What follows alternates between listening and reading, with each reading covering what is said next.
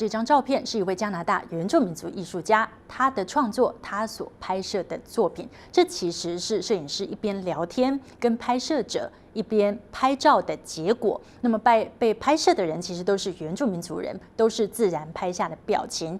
左边的表情就是当他被摄影师问到他曾经被叫过什么样的绰号，曾经遭遇过什么样的刻板印象，或是被歧视的经验的时候，这位被拍摄者很自然就露出左边这种严肃的表情。但是当被问到他人生中快乐的回忆的时候，脸部自然的流露出右边这种轻松自在的表情。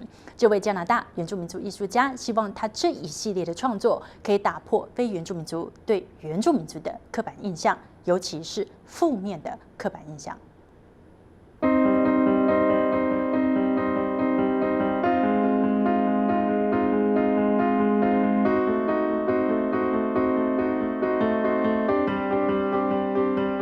这一系列的照片取名为观点，是加拿大原住民族艺术家 K-C Adams 的最新作品。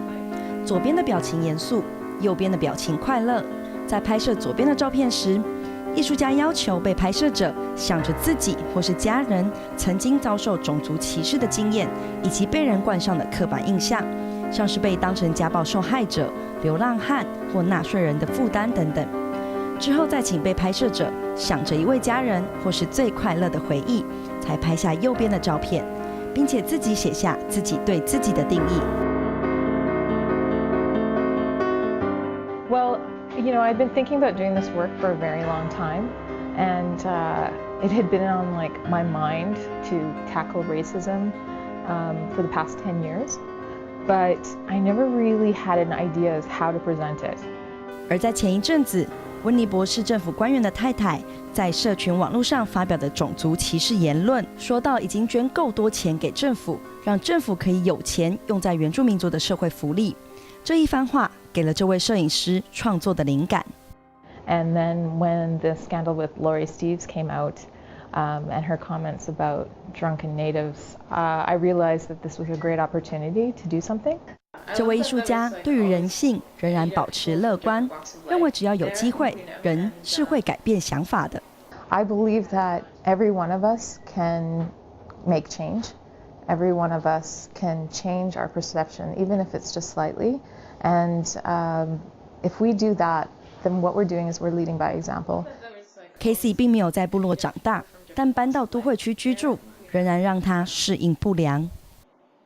So when I moved to Winnipeg, it was quite a shock because people could see me visibly as being First Nations, and so I became the authority figure on all First Nation issues, which I wasn't, and I felt really uncomfortable about being.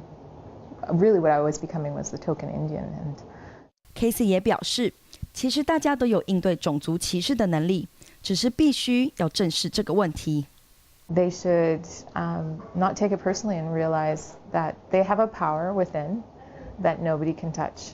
And they can choose to believe what that person's saying, or they can choose to define themselves by themselves. K-C 希望可以看到自己想要传达的讯息能被广为流传，也欢迎其他人加入他的艺术行动。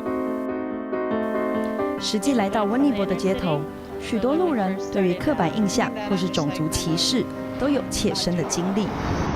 Oh yeah, especially getting in a cab and they want money up front. And I grew up on a reserve, and then we went to school in a town, and it was very racial.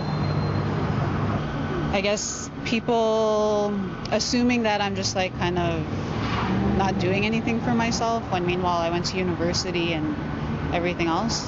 So I don't know. I just moved into a new neighborhood from the inner city, so when we first started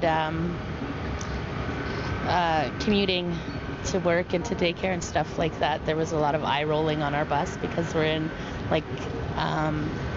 low-income housing, but there was, I guess, a lot more Caucasian people on the bus.